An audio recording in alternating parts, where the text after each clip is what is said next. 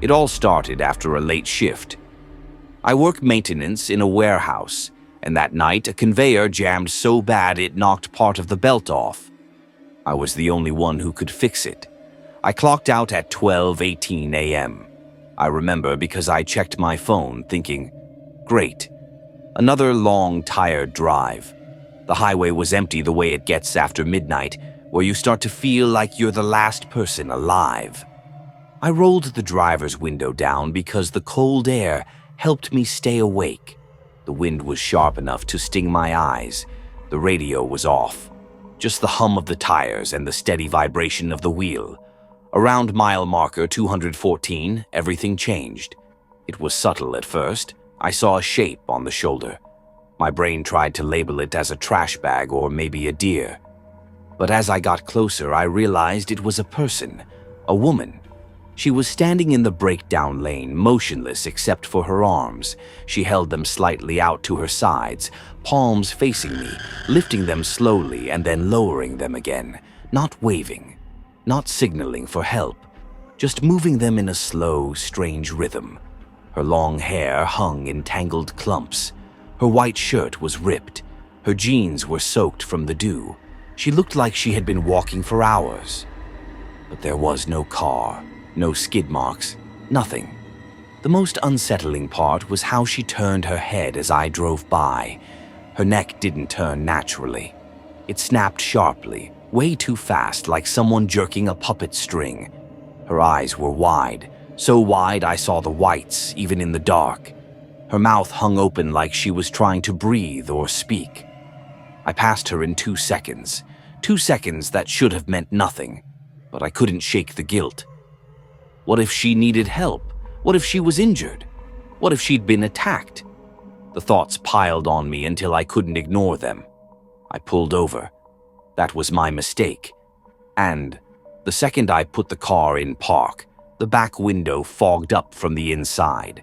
A thin patch at first, then a thick sheet of fog like someone was breathing hard against the glass. My first thought was that maybe the heater was kicking back warm air. But the heater was off. My breath wasn't reaching the back window. There was no reason for it to fog. I stared at it in confusion for maybe 5 seconds. Then the car locks clicked. Unlock, lock, unlock, lock. I froze. The keys were in the ignition. My hands were on the wheel. I hadn't touched anything. Another click. Another. Rapid, mechanical, wrong. I reached slowly for the full lock button, hands shaking, and then I heard the scratching. Soft at first, then steady, slow, dragging, like fingernails sliding down the glass in long, lazy strokes. My stomach twisted so hard I thought I'd throw up. I turned my head just a little, only enough to see the back window through the side mirror. Nothing, only fog. Then the scratching came again, louder and closer, and something moved in the fog. A shape, a face, pressing against the glass from the inside. I turned, slow, terrified, to the back window. Her face was right there, pressed flat against the glass, her eyes still wide, her mouth still hanging open, her hair plastered around her like it was underwater. Her breath made small, clear patches in the fog.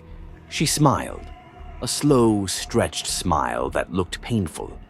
Her hand lifted slightly and scraped down the glass again, fingers bending wrong. I slammed the car into drive and hit the gas. The tires spun on the gravel shoulder before catching. The scratching noise stayed for a few seconds, following me like she was dragging her nails across the glass, even though I was moving. When I finally looked again, she was gone. But the fog on the back window had a long smear through it, like a hand dragged hard across the surface. I didn't go home right away. I was shaking so bad I had to pull into the first gas station I saw, and even then I stayed inside the locked car for almost 30 minutes before I stepped out. I called Highway Patrol and reported a woman in distress. I didn't mention the fog. I didn't mention the scratching. I didn't mention her face in the window. I just told them I saw a woman who looked injured. The officer asked for details. When I described her clothes, he got quiet. He asked again, slower this time. What was she wearing? I repeated it. Torn white shirt, ripped jeans, long dark hair. He took a long breath. Then he said something I still hear in my head. That matches the clothing of a woman killed in a hit-and-run on that stretch of road 2 years ago. My skin went cold. I asked if they ever found the driver. He said no. Then he asked something even stranger. Did she speak to you? No, I said. She didn't say anything. Okay, he said quietly. You're lucky. I asked what he meant. She usually tries to get inside the car. I didn't sleep for 2 days. Every sound in the house sounded like scratching. Every shadow made me think of her face pressed against glass. On the third night, I went outside to check my car. The smear on the back window was still there. I ran my hand over it and felt something rough.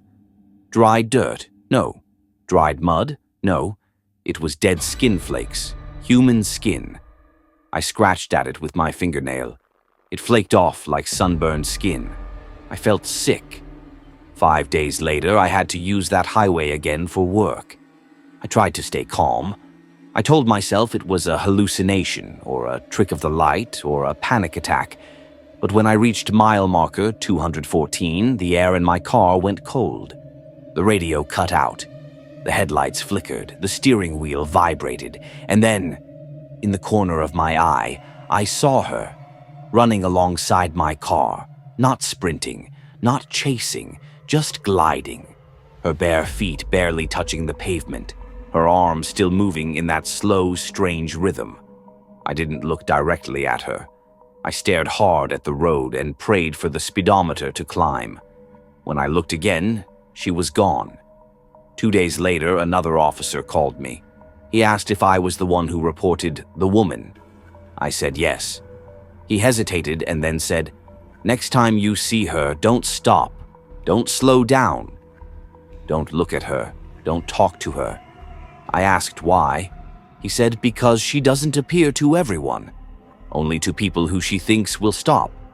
People who feel guilty. Then he paused before adding, "And once she notices you once, she usually comes back." The final time happened 2 weeks later. I was driving at sunset, not even late at night. I wasn't near mile marker 214. I wasn't anywhere close, but my rearview mirror fogged up. From the inside, slow, thick, steady. Then I heard it, a long, slow breath coming from the back seat. I didn't look. I didn't stop. I drove straight to a crowded grocery store parking lot and didn't check the back seat until I was surrounded by people. Nothing was there, except another smear on the back window, and the faint outline of a handprint, a hand much too long for a normal person. I don't know what she wanted. I don't know how she got inside my car. I don't know why she picked me. Maybe because I stopped. Maybe because I pitied her. Maybe because I looked her in the eyes. All I know is this. She isn't stuck on mile 214. She left with me that night, and sometimes on cold mornings when my back window fogs up before any other window, I hear that same slow breathing, and I know she's still following. If you enjoyed this video, don't forget to subscribe so you don't miss the next one.